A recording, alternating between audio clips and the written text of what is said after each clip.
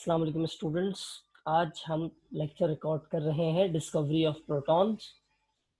Protons की discovery, electrons की discovery, इसको मैं पहले मुख्तलिफ पिछले लेक्चर में जो है वो एक अलग तरीके से डिस्क्राइब कर चुका हूँ, लेकिन यहाँ पर हम एक बार फिर आपको डिस्चार्ज ट्यूब एक्सपेरिमेंट्स की हिस्ट्री के बारे में बताएंगे कि माइकल फैराडे वो साइंटिस्ट थे जिनको कहा जाता है फादर ऑफ इलेक्ट्रोकेमिस्ट्री, जिन्होंने इलेक्ट्रिसिटी की कंडक्टर्स के ऊपर बहुत ज़्यादा काम किया था। उन्होंने ये विश जाहिर की थी कि काश कैसे हो सकता कि हम किसी तरीके से एयर में से इलेक्ट्रिसिटी पास करवा सकते। विलियम क्रूक्स ने उनकी ख्वाहिश को काफ़ी हद तक पूरा किया और डिस्कवर की कैथोड रेज, जिनको नेगेटिव रेज भी कहा जाता है, जिनको बाद में चल के जे थॉमसन ने इलेक्ट्रॉन घोषित किया, अनाउंस किया।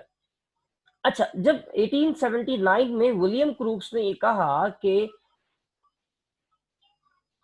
इलेक्ट्रिसिटी कंडक्टेंस की वजह से नेगेटिव रेज प्रोड्यूस होती हैं, तो अगर वही इलेक्ट्रिकल कंडक्टेंस एयर में से करवाई जाए तो उन्होंने सोचा कि लाजमी तौर पे पॉजिटिव रेज मौजूद होंगी। तो उन्होंने उसके लिए डिस्चार्ज ट्यूब एक्सपेरिमेंट को दोबारा परफॉर्म किया और उसमें कुछ चेंजेस की 1886 में। अच्छा, यहाँ पर हमारे गोल्डस्टीन के लिए ये एक आसान बात थी कि उनको पता था कि वोल्टेज लगभग 10,000 वोल्ट चाहिए और internal pressure of the tube जो है वो लगभग होना चाहिए 0.001 मिलीमीटर ऑफ मरकरी, इतना होना चाहिए। तो काफी चीजें तो उनको क्लियर हो चुकी थी।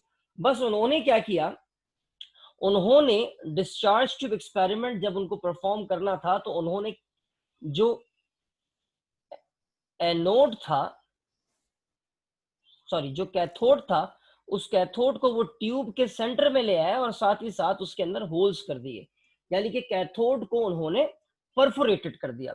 उन्होंने ऐसा क्यों सोचा? उन्होंने ऐसा इसलिए सोचा कि फर्ज कीजिए कि अगर वो हाइड्रोजन के एटम को लेकर के ये डिस्चार्ज ट्यूब एक्सपेरिमेंट कर रहे थे, तो हम सब जानते हैं कि हाइड्रोजन के एटम के अंदर एक प्रोटॉन होता है और एक इलेक्ट्रॉन होता है। This is the composition of hydrogen atom. जब ये इलेक्ट्रिसिटी कंडक्ट करेंगे, इलेक्ट्रिसिटी को पास करेंगे, तो ये जो मेरा प्यारा इलेक्ट्रॉन है ये पहुंच जाएगा एनोड की तरफ, यानी कि ये जो इलेक्ट्रॉन है ये मूव करेगा, कैथोड से मूव करना शुरू करेगा और मूव करते हुए किसकी तरफ जाएगा? एनोड की तरफ जाएगा। तो बचा क्या? अब ट्यूब के अंदर बच गया है सिर्फ और सिर्फ प्रोटॉन, ट्यूब के अंदर बाकी रह गया। तो ऑब्वियसली ये प्रोटॉन किसकी तरफ जाएगा? ये प्रोटॉन मूव करेगा कैथोड की तरफ, क्योंकि कैथोड में होल हुए हुए होंगे तो वो प्रोटॉन्स इन होल्स में से होते हुए कैथोड के बैक साइड पर आ जाएंगे और कैथोड का जो बैक साइड है, जो कि डार्क में होना चाहिए था, अंधेरे में होना चाहिए था, वो ग्लो करना शुरू कर देगा। तो ये उनकी एक अजम्पशन थी जिनके ऊपर उन्होंने काम किया। उन्होंने उसी तरीके से होलो सिलिंड्रिकल ग्लास ट्यूब ली, उसमें वैक्यूम पंप लगाया, उसमें एनोड लगाया, उसमें कैथोड लगाया, एक हाई वोल्टेज इलेक्ट्रिकल सोर्स से उसको जो है उन्होंने जोड़ दिया। वैक्यूम पंप से उन्होंने प्रेशर कम करके ले गया 0.001 मिलीमीटर ऑफ मरकरी। वोल्टेज उन्होंने 10,000 वोल्ट रखा।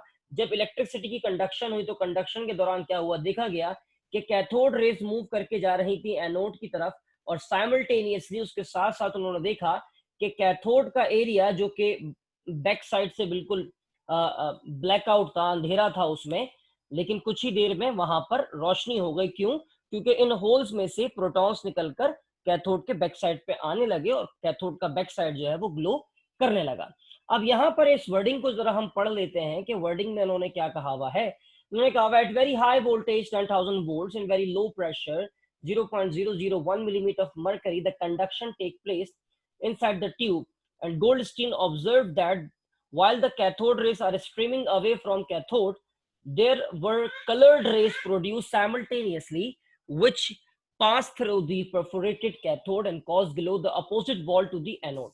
Goldstein named them positive rays, that is proton, और उनको एक और नाम भी दिया गया था और वो नाम था कैनाल रेज।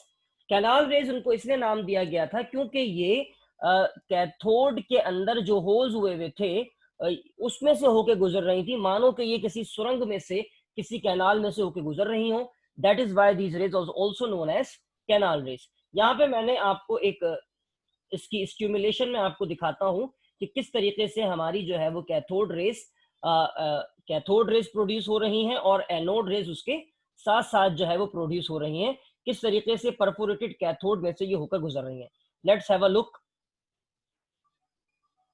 इस तरीके से इन होल्स में से होके गुजरेंगी हमारी ये एनोड रेस कैथोड के होल्स में से गुजरेंगी, और इसका जो एक ग्राफिकल लुक है वो यहाँ पर हमने दूसरी वीडियो में रखा है। ये देखिए जी, इसमें से यहाँ से कैथोड रेस होकर गुजर रही है जहाँ पे मेरा माउस गुजर रहा है, और इस होल्स में से होते हुए एनोड रेस जो है वो ट्यूब के दूसरी तरफ जा रही है। आई होप कि आपको आज का लेक्चर समझ में आया होगा, जिसका ताल्लुक है डिस्कवरी ऑफ पॉजिटिव रेस से।